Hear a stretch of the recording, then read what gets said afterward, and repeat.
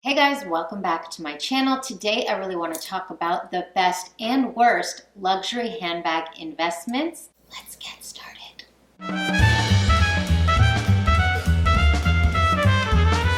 First and foremost, if you're new here and you love videos like this, make sure you subscribe because I do videos like this all the time. I put out videos 2 times a week at least, and I'd love to have you here with me. If you love fashion and daily style, hit me up on Instagram where I post my style looks daily, and I always tag everything I'm wearing.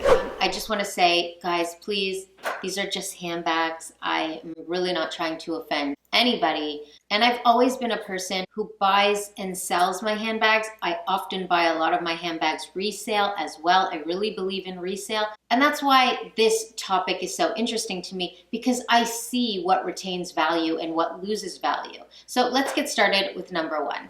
Now, in the luxury designer handbag world, there are a lot of big players, but there are 3 that are just at the top of their game, and that is Hermes, Chanel, and Louis Vuitton. Hermes is really at the top, then Chanel, and then Louis Vuitton. So that brings me to number 1, which is the Hermes Birkin. Love it or hate it, the Hermes Birkin is one of the top investment handbags you can buy. And the reason for that is because this bag just keeps going up in price, and the price is offensively expensive. It is astronomically expensive. Today, a 30 centimeter Birkin, which is one of the most coveted sizes, is upwards of $12,000. Just let that sink in. Now, often when you're looking on the resale market, these bags are actually thousands of dollars above retail value. You can't just walk into an Hermes boutique and purchase a Birkin bag. That's what creates so much of the hype and so much of the demand. And that really affects its investment value, its resale value. And of course, many of us don't buy bags for investment. We buy them because we love them. But if you're the kind of person that may or may not want to resell your bag one day, the Hermes Birkin is an expensive but valuable place to start. I know it's not for everybody. Trust me, I know. And guys, these bags are in no particular order. I just think these are all the bags that I'm mentioning here are the best or the worst, in my opinion, for investment bags. Bringing me to number 2, which is contrary to number 1, the Louis Vuitton Speedy bag. The reason I think this is contrary to number 1 is because I think the Louis Vuitton is a really great price point when you're talking about luxury handbags, especially investment handbags. The Louis Vuitton Speedy has been around forever, and it's going to be around forever. They keep producing the bag keeps going up in value. The resale value is also pretty good relative to the retail value, and that's why I think if you're a lover of Louis Vuitton, you cannot go wrong with getting a Speedy bag. Now, if I had to choose, my favorite out of the Speedies would be the black Speedy Epi Leather. I think it's really sophisticated, and you can tell that it's Louis Vuitton, but it's kind of understated. It's a little less popular, a little more low-key, and I just think it's absolutely gorgeous. But again, if you're a Louis Vuitton lover, you just can't go wrong with this bag. All right, moving on to number 3. Now, you might think some of these are really obvious, and I've consistently mentioned these bags because they're the most classic. Well, number 3 might be the most obvious to you, and that would be the Chanel Classic Flat Bag. And I'm talking about both the Chanel 255 reissue and the classic CC Chanel Quilted Flat Bag. Similar to Hermes, Chanel is one of the oldest fashion houses, consistently making the same bags season after season after season, and they just don't change. Over the years, the Chanel flap has had a couple tweaks here and there. The overall structure and style of the bags have stayed the same, but even the old vintage styles still retain that super high resale value. The Chanel Classic bag is pretty much one of the most popular luxury handbags in the world. It is certainly one of the most coveted bags, and it is the true definition of a classic. I mean, this just is constantly going up in value. There is never a time that you would walk into Chanel and that bag is not there. It has become such a versatile transitional bag for women across the world. You see this styled in so many different ways. And the Chanel Classic Flap is just not going anywhere, and that is why it is most certainly one of the most important bags on this list. All right, number 4, I'm gonna give it to 2 bags, but similar styles. You might not think I would put this on my best investment bags list, but the reason that I am is because they are just so simple in their design, and I think there's always a need for these bags. I'm talking about the Saint Laurent tote or the Givenchy tote. Some of you might be wondering why I'm not including the Louis Vuitton Neverfull on this list.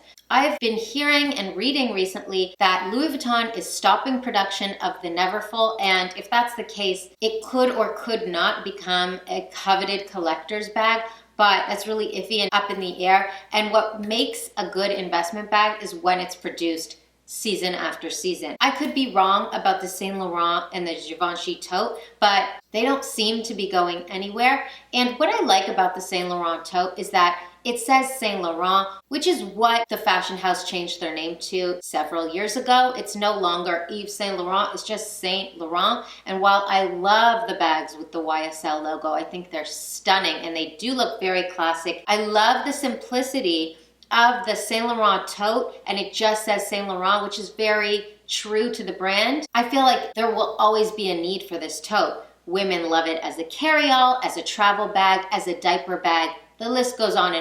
And the exact same points apply for the Givenchy Antigona tote. It's got the classy and classic Givenchy logo on it. I don't see it going anywhere. They keep producing it every season with different designs on it. I feel like the Givenchy Antigona tote and the Saint Laurent carry-all tote are here to stay and really great functional investment bags. All right, I'm gonna give number 5 to the Lady Dior. I know what some of you are thinking. You might think that this is not the best bag when it comes to resale. You know what, you're right, but that's still a great reason to get this bag because you can get a great deal on the resale market, which is what I love to do. I love getting things that are classic but don't have the best resale value because then I can find really great deals on the resale market, and I really believe in buying bags resale. You just gotta do your research. Because I have seen so many videos where people have gotten screwed, and I've gotten screwed myself with fake handbags. It's a very traumatic experience. So you wanna be careful whether you're buying or selling because sometimes they are really hard to tell. But after you do your due diligence and you find that great deal, it's a good reason to invest in a Lady Dior because these bags are so classic. They're not going anywhere. You've seen them on countless celebrities. I think it became super popular with Princess Diana. Just like the other investment bags on this list, the Lady Dior is produced season after season, and Dior prices are just so crazy. So if you love a good classic, not necessarily for resale, but an investment in your wardrobe, the Lady Dior is a really great option. I mean, you can bust this out when you're 90 years old. Now, if you bought it at 30 and you're rocking it at 90, that to me is a good investment. Am I right? Okay. All right, number 6 on this list is once again from the House of Hermes, the Hermes Kelly bag. Okay, to some of you Hermes lovers, this might be obvious. The Hermes Kelly is just like the Birkin, impossible to get, impossibly priced, and sells for a higher price on the resale market. So if you're looking at investments in terms of resale value and not longevity in your closet, this is a good place to start either way. The Kelly is always relevant in fashion. The Kelly is always going up in value and is always going up on the resale market as well. The Kelly bag has been around well before the Birkin bag. It is so rich in history. It is iconic. I love how refined the Kelly bag is. It's very high fashion, but it's also very feminine and ladylike, and you can kind of wear it any way. To me right now, the Kelly is one of my absolute favorite bags. It's definitely not going anywhere, and that's why it's most certainly on my best investment handbag list. All right, number 7 on my list for the best investment handbags is once again, Chanel. And this time, I'm talking about the Chanel Walk, the wallet on chain. I think the Chanel wallet on a chain is an incredible investment bag. And if you're just starting your collection, I would think that the Chanel Walk or the Louis Vuitton Speedy are the best two bags to start with. It's the same as all the criteria I've been talking about today, all wrapped up in one. It will stand the test of fashion time. It is always going up in value, and it is a very coveted and versatile bag. My only issue with the Chanel wallet on a chain is the price point, just like some of the prices I've mentioned here today. The Chanel wallet on a chain is simply a wallet on a chain. Let that sink in. It's a wallet on a chain. I don't think a wallet on a chain should be upwards of $2,500. But if you're dying for a Chanel and you're dying for a classic, the Walk is the best place to start because it actually is the lowest price you're gonna get at Chanel. And you're still getting a classic that always goes up in value, that has the same classic Chanel aesthetic. And if you're ever in a bind and you're desperate for cash, you can always sell it and probably make money on it. It just so happens that that's just the way it is for some of these bags. I don't make the rules. That's just the way it goes. Don't shoot the messenger. All right, moving on to my worst handbag list. I don't have 7 on this list. I have about 5.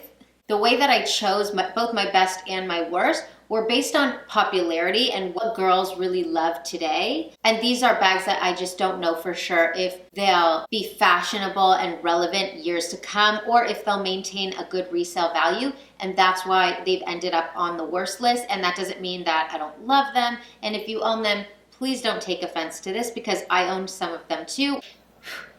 It's like a fruit fly in here. It's winter, like how are there fruit flies? So yeah, please just take it with a grain of salt. I'm really not trying to offend anybody. Let's get into it. Number 1, the Prada Saffiano bag. If you guys have been subscribed to my channel for a little while now, you may have heard me talk about the Prada Saffiano. I think this is a great bag. Again, I think this is a really good bag to maybe start your collection with. I don't think it's a classic. I don't think it's a great investment bag, but if you love it, I think it's a great bag and you should most definitely get it. The reason I don't think it's really great as an investment bag is because I don't know if it's gonna be around much longer. I almost think it's on the way out. I think it's really beautiful and classic, but in terms of resale value, it's a little low, which again is a good reason to buy it if you love it. But if you think about like 10 years from now, I just really don't see the Prada Saffiano being a big hit anymore, and that's why this bag is on my worst investment handbag list. Number 2 has to go to the Valentino Roxton bag. I used to love this bag, and it's not that I don't love it anymore, I just think it got really popular really fast. It kind of went a little viral. In terms of an investment, I just don't think the Roxton has what it takes to become a classic. I think it's really new, it's really popular. Also, if you look on the resale market, I think these bags are significantly lower than retail. And you know, that's kind of a telltale sign when it's like a real significant difference for resale. Some bags don't retain as high of a value, but when it's such a big difference from retail to resale, it's definitely a good sign that it's not gonna be a classic. It's not the best investment. If you love these bags, whether they're investments or not, who the hell cares? If you love it, you should get it. Anyways, for those reasons alone, the Valentino Roxton are on my worst investment bags list. All right, number 3. This is definitely going to be an unpopular opinion, but I'll explain. Number 3 is gonna go to the Chanel boy bag. Listen, this has nothing to do with how I feel about the bag. I think the boy bag is amazing. In fact, I own one myself and I love it. Right now, in this moment, today, the Chanel boy bag is a great bag and a great short-term investment bag. But for long-term, I really don't think that the Chanel boy is gonna be a classic. The boy bags have become part of the classic series with Chanel handbags. But guess what? At one point, so was the Chanel GST. The grand shopping tote is no longer in production. Same thing goes to the Chanel Kanban collection. Does anyone remember that? A lot of you might not remember that because it was so long ago, and I remember that's when I kind of first discovered Chanel, and I just thought, whoa, these bags are amazing. And back then, it was all about Kanban. It was so popular that the House of Chanel decided to put the Kanban collection in the classic series. So it became a classic, and everyone was so happy because they thought, oh my gosh, I'm gonna buy this bag, it's gonna be around forever. They put it in the classic series. The reissue and the classic flap are not the only classics. There are a lot of bags that are considered classics. So the Kanban used to be in that category, and same with the GST. Well, guess what? They're no longer in that category. They stopped production on Kanban. It became completely obsolete. Same with the GST, which I think is such an amazing bag. I own it, but it's not a classic anymore. And that's kind of annoying because I bought it under the impression that it was a classic because it was a classic. That's the way I feel about the boy bag. I don't think it's always going to be a classic. I think they put it in the classic series to kind of make people think that they're getting collector's bags or lifetime pieces, and to some people that very well might be true. But if you're looking at an investment standpoint, I really don't think the Chanel boy bag is gonna stand the test of time. I'm sorry. Number 4 goes to the Celine luggage bag. Once again, another gorgeous, beautiful, sophisticated, stylish. There's not enough good things I could say about this bag, but we're talking about investment, so I'm leaving my opinion aside. This bag has gone down in resale value. You don't really see too many women wearing it anymore. Fashionable girls around the world absolutely love Celine, including myself. Years ago, it was coveted everywhere. Like, you had to get on a waiting list to get this bag in just like plain black. It was so coveted, so desired. It was sold out everywhere. It was impossible to get. And now today, you really don't see them that much anymore. You don't see them photographed on bloggers, on celebrities as much anymore. And they've kind of gone down in popularity. And that's why I just don't think that they're a classic. I think they're beautiful. But again, when you think 10, 15, 20 years down the line, will the Celine luggage bag still be an it hot bag? I'm not so sure. Number 5 does not go to one bag. It's kind of general. And I'm going to talk about the of the moment handbags. For example, some of the Gucci bags today, and also bags like the Balenciaga Ville, which is a really cool and stylish bag, by the way. The Balenciaga Graffiti bag, which I love and wanted so badly last year. Even seasonal Chanel bags. When I talk about investment, I'm not just talking about resale value. I'm talking about how it's gonna last in your closet, in your wardrobe, with your changing style over the years.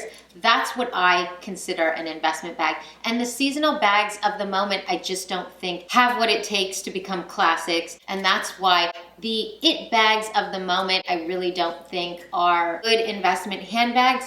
But as I said before, if these are bags that you love, you should absolutely get what you want. These are just my opinion when it comes to investments, not my opinion on whether I like them or not. Again, don't shoot the messenger. All right, guys, that is all I have for you today. I really hope you enjoyed this video. I really enjoyed making it for you. If you liked it, make sure you like it. Give me a comment. Let me know what you'd love to see some of my future videos about. And of course, if you haven't already, make sure you subscribe because I put out videos at least 2 times a week, and I'll be back in a couple days with another fabulous video, and I cannot wait to see you. Until next time, bye for now.